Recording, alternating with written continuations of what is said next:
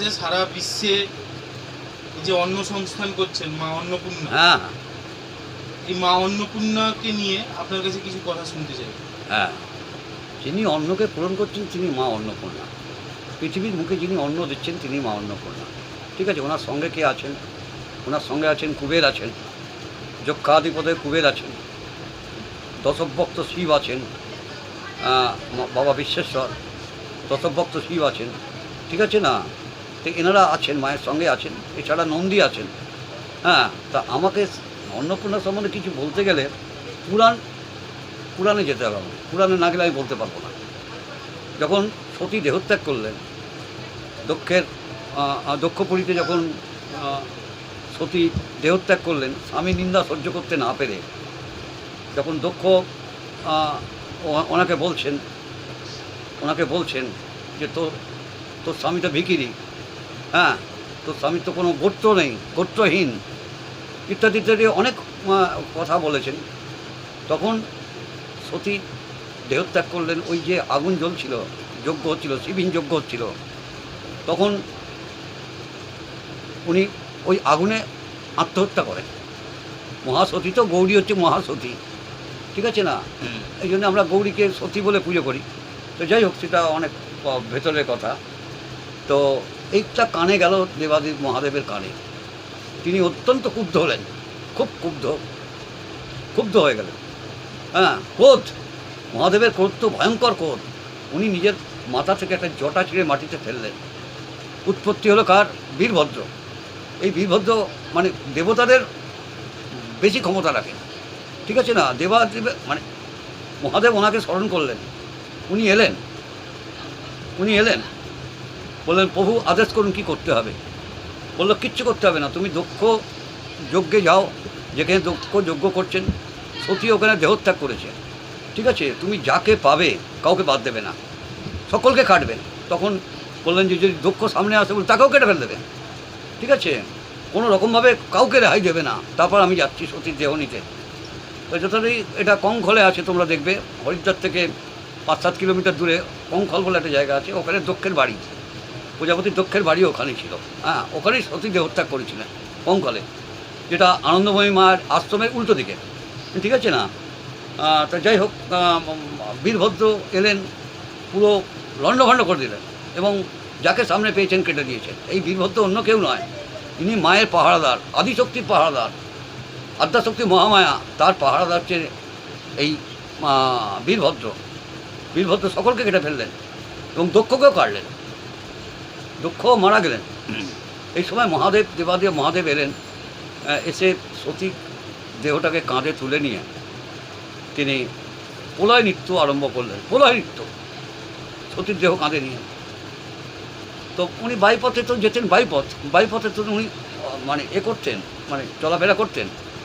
সেই মানে উনি প্রলয় নৃত্য নাচতে আরম্ভ করলেন। তখন ওই দক্ষের স্ত্রী মহাদেবের দুটো পায়ে জড়িয়ে ধরলেন, বলে বাবা আমি কি বিধবা হয়ে যাব? তখন উনি বললেন যে না, ওখানে একটা ছাগল পড়ে আছে, ওর মুন্ডুটা কেটে দক্ষের গলা লাগাও, দক্ষের গলায় জুড়ে দাও, তাহলে দক্ষ বেঁচে যাবে। মানে উনি প্রমাণ করতে চেয়েছিলেন যে শিবিন যোগ্য হয় না, দক্ষ একটা ছাগল।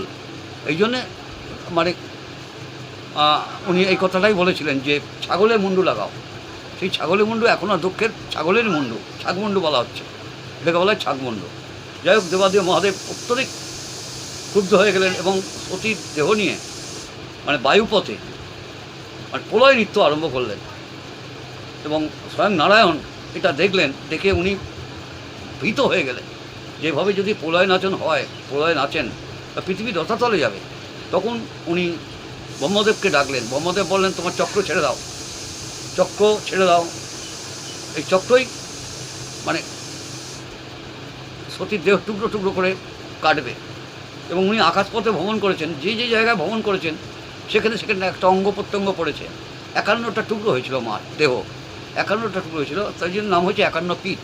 এখানে বলা হয় সতীপীঠ বলা হয়। 51 পীঠ হল, 51 পীঠে মার যেখানে যা পড়েছিল সেটা একটা পীঠ হয়ে গেল, বুঝতে পেরেছো না? তো এখন মায়ের দেহ তো সব কেটে পড়ে গেল। মহাদেব তখন একা হয়ে গেলেন। মহাদেব আকাশপথে আস্তে আস্তে দেখলেন যে বেনারসে একটা জায়গা রয়েছে, যেটাকে বলা হচ্ছে বিশ্বেশ্বরের জায়গা। হ্যাঁ, তো উনি ওই জায়গাটা পছন্দ করলেন। আকাশপথে পছন্দ করে উনি নামলেন কাশিতে নেমে উনি ত্রিশূলটাকে পুঁতলেন, ত্রিশূলটাকে মাটিতে ঘুঁটে দিয়ে বললেন, আজ থেকে আমি কাশীবাসী হলাম। ঠিক আছে না? তো কাশী হচ্ছে বলা হচ্ছে ঝুলন্ত কাশী মহাদেবের ত্রিশূলের ওপরে আছে, এবং এখানে কোনো পৃথিবীর কোনো নিয়মকানুন চলে না, এখানে কেউ অভুক্ত থাকে না। তখন দেবাদেব মহাদেব তার ত্রিশূলটা মাটিতে গিঁথে বললো, আজ থেকে আমি কাশীবাসী হলাম, কাশী আমার জায়গা। তো এই বিশ্বেশ্বরের 10 মুন্ডু 20 হাত, এবং প্রত্যেক হাতেই অস্ত্র আছে। এটা হচ্ছে স্বয়ং বিশ্বেশ্বর, বা আমরা বলি মহামৃত্যুঞ্জয়, যাই বলো না কেন। এই কাশী বিশ্বনাথ হচ্ছে মৃত্যুঞ্জয়। এখানে প্রতিদিন মৃত্যুঞ্জয় হয়, কাশীতে প্রত্যেক দিন মহামৃত্যুঞ্জয় যজ্ঞ হয়। যাই হোক, সেটা তো অনেক পরে, বা যারা গেছে তারা জানেন যে এখানে এটা হচ্ছে। তা দেবাদেব মহাদেব যখন কাশীবাসী হলেন, এবং কাশীতে কোনো নিয়ম চলে না, ওখানে উপোস চলে না, ওখানে একাদশী চলে না, পূর্ণিমা চলে না, অমাবস্যা চলে না। ওটা এমন একটা জায়গা, এবং কেউ অভুক্ত থাকে না। দেবাদেব মহাদেবের যা আশীর্বাদ যে এখানে কেউ অভুক্ত থাকবে না, প্রত্যেকেই খেতে পাবে। তিনি তখন আদ্যাশক্তি মহামায়া স্মরণ করতে মা মহামায়া অন্নপূর্ণা রূপে বাবাকে অন্ন দেওয়ার জন্যে পৃথিবীতে অবতীর্ণ হলেন। ঠিক আছে, তিনি ওই একই জায়গা বেছে নিলেন, বাবার জায়গা যেটা আছে, বাবার মন্দিরের পাশাপাশি মা অন্নপূর্ণা, বাবার মন্দির এদিক থেকে ওদিক। এ ঘরে মা অন্নপূর্ণা আছেন, ও ঘরে বাবা আছেন। তো বাবার ঘরে ভিড় বেশি, অন্নপূর্ণার ঘরে খুব একটা ভিড় নেই।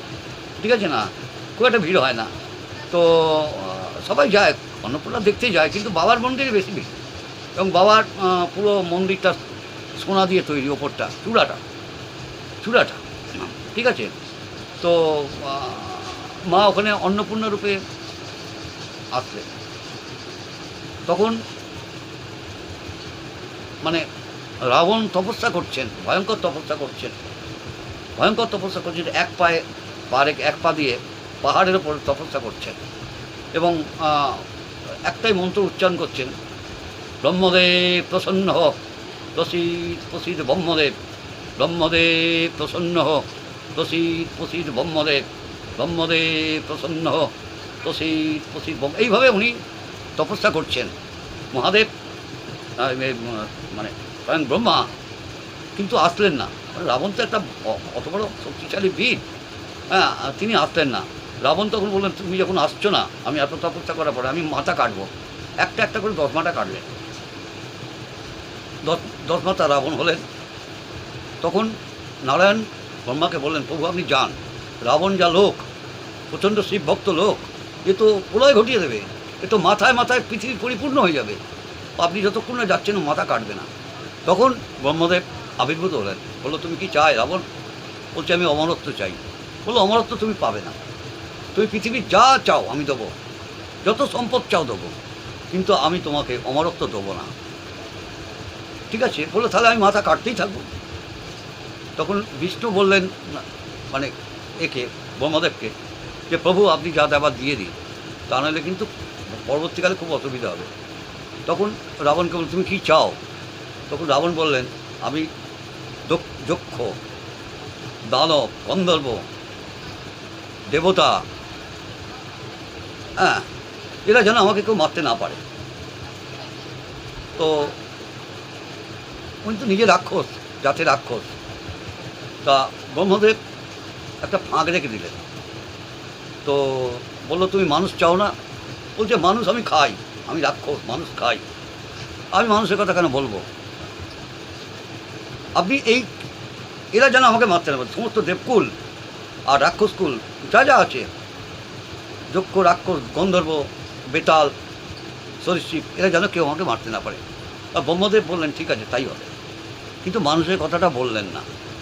এইবার রাবণ অমরত্ব পেলেন ব্রহ্মদেবের কাছে। উনি ভেবেছেন অমরত্ব পেয়ে গেছেন। উনি বিশ্বস্তভা মুনির কাছে এলেন, পিতার কাছে এলেন। পিতার 2 ছেলে, একটা হচ্ছে যক্ষিণীকে বিয়ে করেছিলেন বিশ্বস্তভা, তার থেকে কুবেরের উৎপত্তি হলো। আর রাক্ষসীর গর্ভে রাবণ হলো। ঠিক আছে, ওনার দুটো ছেলে, একটা হচ্ছে যক্ষ, একটা হচ্ছে রাক্ষস।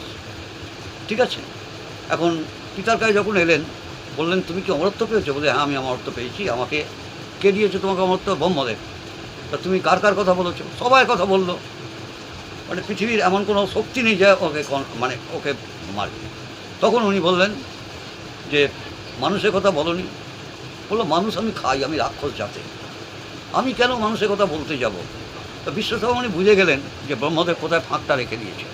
এবং পরবর্তীকালে তোমরা দেখলে রাম লক্ষ্মণ বড় শত্রুঘ্ন 4 রূপে, মনুষ্য রূপে এসে রাবণকে মারল। রাম লক্ষ্মণ ভরত শত্রুঘ্ন 4 রূপে এসে নারায়ণকে মারলেন। কেন মারলেন? নররূপী নারায়ণ। নররূপী নারায়ণ এসে মারলেন ওনাকে। ঠিক আছে, এই যখন বিশ্বস্তভা মুনির কাছে গেছেন ওনাকে জানাতে, তখন কিন্তু কুবের মানে ভয়ঙ্কর ভয় পেয়ে গেছে। যক্ষ অধিপতি কুবের তো ভয় পেয়ে প্রচণ্ড রকম ভয় পেয়ে গেছে। তখন পিতাকে বলছে, পিতা আমি তাহলে এখন কী করব? আমি এখন কী করব? আমি তো মানে আমার সম্পত্তি, ওনার পুষ্পক রথ থেকে আরম্ভ করে সোনা প্রচুর, বললো রাবণ তো সব কেড়ে নেবে। বললো তুমি এক কাজ করো কুবের, তুমি কৈলাসে চলে যাও, দেবাদেব মহাদেবের তপস্যা করো। উনি কী বলেন দেখো, এখানে আমি কিচ্ছু বলতে পারবো না। তখন উনি চলে গেলেন কৈলাসে। কৈলাসে গিয়ে দেবাদেব মহাদেবের তপস্যা করলেন। দেবাদেব মহাদেব বললেন যে আমি সবই জানি, তুমি এক কাজ করো, তোমার সমস্ত সম্পত্তি তুমি আমার উত্তরে রাখো। আমার উত্তরে রাখলে কী হবে, ওখানে কেউ পা দিতে পারবে না। ওখানেই তুমি তোমার রাজ্য স্থাপন করো। পাহাড় কেটে তুমি তোমার রাজ্য স্থাপন করো এবং পাহাড়ের ওই গুহার মধ্যে তুমি তোমার সম্পত্তি সব কিছু লুকিয়ে রাখো। এখানে রাবণ কেন, পৃথিবীর কেউ পা রাখতে পারবে না। আর সেটাই আজকের হচ্ছে জ্ঞানগঞ্জ। যে জ্ঞানগঞ্জ নিয়ে তোমরা এত কথাবার্তা আমাকে বলো, ওইটাই হচ্ছে জ্ঞানগঞ্জ। ওটা যক্ষপুরী, ওটা যক্ষেরা নিয়ন্ত্রণ করে এবং যারা ওখানে সাধনারত প্রত্যেকের কাছে একজন করে যক্ষিণী, একজন করে যক্ষ পাহারা দিচ্ছে। যিনি তপস্যা করছেন ওখানে প্রত্যেকের পেছনে একজন করে যক্ষিণী আছে, একজন যক্ষ আছে, যক্ষিণী। ওরাই ওই জায়গাটা মেনটেন করছে, যেটা আজকে তোমরা জ্ঞানপীঠ বা জ্ঞানগঞ্জ বলছো। ওখানে বড় বড় সাধু সন্ত তপস্যা করছেন, তাদের খাওয়া দাওয়া করতে হয় না, তারা বায়ুভক্ষণকারী এবং 3টে স্তর আছে। 3টে স্তরের মধ্যে প্রথম স্তরে একটু খাওয়া দাওয়া হয়, দ্বিতীয় স্তরে যখন তারা ওঠে উন্নত হয় তখন কিন্তু তাদের আস্তে আস্তে খাওয়া দাওয়া কমে যায়, এবং 3rd স্তরে যখন ওঠে তখন তাদের কোনো খাওয়া দাওয়া থাকে না। হ্যাঁ, এখন কথা হচ্ছে যে দেবাদেব মহাদেবের নির্দেশে আজও পর্যন্ত দরজা কেউ জানতে পারেনি, জ্ঞানপীঠের দরজা কেউ জানতে পারেনি। শুধু তাই নয়, চায়নারা বহু চেষ্টা করেছে এই দরজা কোথায় আছে জানার, কিন্তু তারাও সব মারা গেছে। বহু চায়না চেষ্টা করেছিল কিন্তু মারাই গেছে তারা কেউ। দেবাদেব মহাদেবের এইটাই নির্দেশ যে ওখানে কোনো কারোর পা পড়বে না। ওখানে উনি আশ্বাস দিয়েছিলেন এবং সেই মতো আজও জ্ঞানপীঠের যারা আছেন তারা জানেন দরজা কেউ জানে না, কেউ দরজা জানে না। হ্যাঁ গুরুদেব, আপনার কাছে একটা জিনিস জানতে চাইবো, আপনার ইষ্ট বামদেব বাবা আর মা অন্নপূর্ণা নিয়ে একটা গল্প কথিত আছে, হ্যাঁ, সেই গল্পটা যদি আমাদের না অন্য কিছু নয়। বাবা একবার মা অন্নপূর্ণার কাছে গেছিলেন, তা ওখানে গিয়ে খাওয়া দাওয়া ঠিকমতো পাননি। বাবা একটু ভোজন প্রিয় ছিলেন তো, টুকটাক খেতে ভালোবাসতেন। তো ওখানে গিয়ে কিছু খাবার পায়নি, তো বাবাকে মাকে অভিশাপ দিয়ে দিয়েছে যে কী রে তোরা আমাকে খাবার দিচ্ছিস না, তোর কাছে থাকবোই না, চলে যাব বলে মাকে একটু গালাগাল দিয়ে উনি তারাপীঠে এলেন। ঠিক আছে, তখন প্রচণ্ড ক্ষুধার্ত উনি। এমন সময় দেখছে মায়ের ভোগ যাচ্ছে, মায়ের ভোগ দেওয়া হচ্ছে। তখন বামদেব বাবা কী করলেন, ভোগ থেকে ওই মায়ের ভোগ তুলে খেয়ে নিলেন খিদের চোটে। ঠিক আছে, এবার পান্ডারা প্রচণ্ড মারধর করলো। মায়ের ভোগ আগে খেয়ে নিয়েছে, ঠিক আছে, প্রচণ্ড মারধর করে একটা জীবৎকুণ্ডের পাশে একটা জায়গায় ফেলে রেখে দিয়েছিল। উনি 5-6 দিন উঠতে পারেননি একদম। এবং একটা ওর যে কালু ছিল, কালু রুটি ফুটি জোগাড় করে নিয়ে এসে বাবাকে দিতেন। আর একটা গোখরো সাপ ওনাকে সবসময় পাহারা দিতেন, একটা গোখরো সাপ সবসময় পাহারা দিতেন। তো পরবর্তীকালে মানে মা তারা নাটোরের রানীকে শব্দাদেশ করলেন যে আমার ছেলে আজ 7 দিন খায়নি, তোর অন্ন আমি খাবো না, আমি 7 দিন না খেয়ে আছি, কারণ আমার ছেলে খায়নি, আমি কেন খাবো? তো তখন নাটোরের রানী এসে গেলেন, স্বপ্ন পেয়েই এসে গেলেন। উনি এসে পাণ্ডাদের যথেষ্ট তিরস্কার করলেন এবং বললেন যে আজ থেকে আগে বাম খাবে পরে তারা খাবে। এই জন্যে বামদেব আগে খায় পরে তারা খায়। বামের খাবার না হলে বামের ভোগ সম্প্রদান না হলে মায়ের ভোগ দেওয়া হয় না, ঠিক আছে না? এটি কথিত আছে। এবং পরবর্তীকালে যখন বাবা সাধনা করছেন তখন মা অন্নপূর্ণা হাজির হয়েছিলেন বাবার কাছে। বলছে, তুই তো আমাকে অনেক গালাগাল দিয়েছিস, অনেক কিছু করেছিস, তা শোন একটা কথা, রামের আরেকটি বাচ্চা হবে, একটি মেয়ে হবে। বাবা চাইতেন না তো বংশ থাকুক। একটি ছেলে হয়েছিল, ছেলেটা মারা গেছে। মানে বাবা বলেছিলেন যে ছেলে বাঁচবে না, কারণ বংশ থাকবে না, আমাদের বংশ থাকে না, রামকে বলেছিল।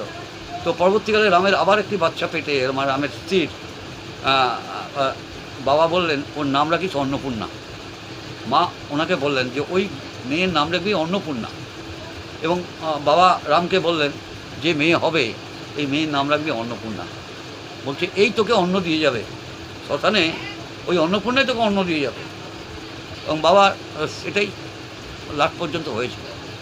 বাবাকে অন্ন দিতেন মা অন্নপূর্ণা, নাম হচ্ছে অন্নপূর্ণা।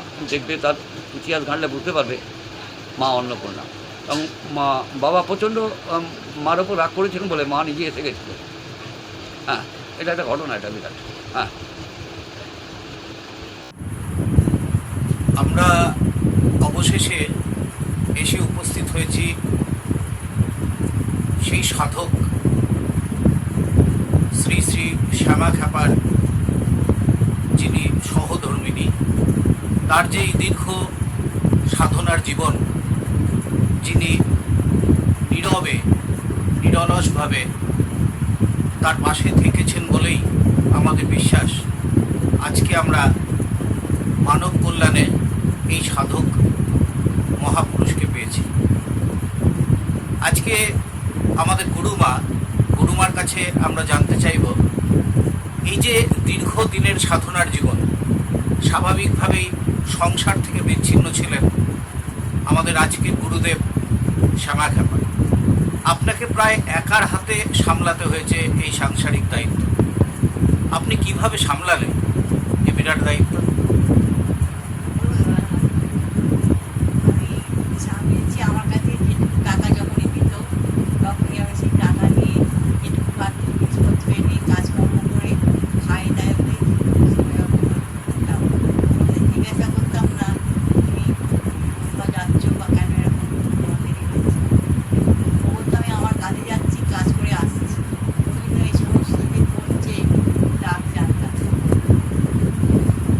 তন্ত্র সাধনা করছেন, এসব ব্যাপারে আপনার সাথে কোনো আলোচনা হতো না,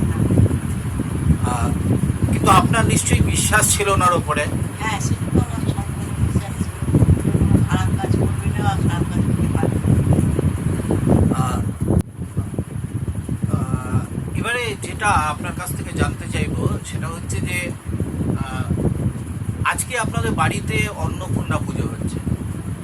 আপনি তো এসে থেকে দেখছেন যে এটা তো নতুন নয়, বহু বছর ধরে গুরুদেবের কাছ থেকে আমরা শুনলাম 30 বছর আপনাদের এই পুজো হচ্ছে। তো এই পুজোর ব্যাপারে যদি আপনি কিছু বলেন আর কি। এটা আমাদের ভালোভাবেই হয়, সমস্ত রকম নিয়ম কানুন মেনে চলতে হয় আমাদের। যাত্রা অন্নটা পুজো করতে হয়, সমস্ত দিন পরে আমাদের অন্নটা পুজো করা ভোগ হয়, সমস্ত রকমের।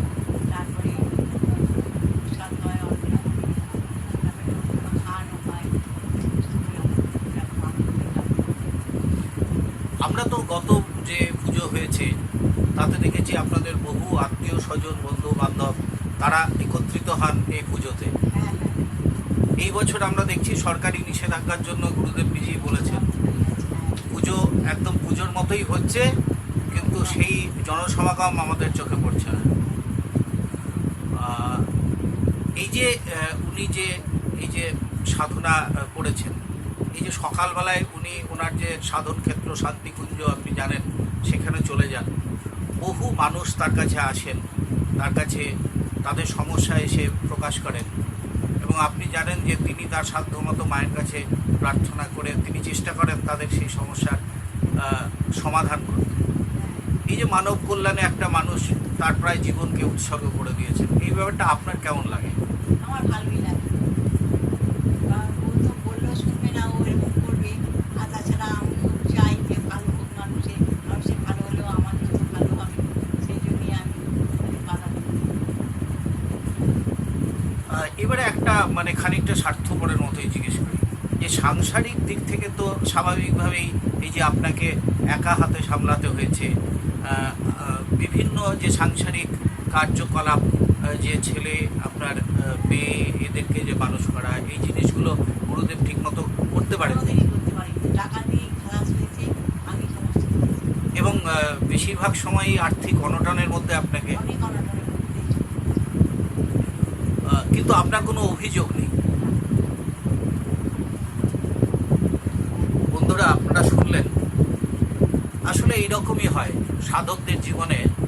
তারা যখন সাধনা করেন অবশ্যই তার পাশে একজন নারী শক্তি উপস্থিত থাকেন, এবং তার সমর্থন এবং তার সহযোগিতা না হলে বোধহয় এইরকমভাবে একজন সফল সাধক হয়ে ওঠা যায় না।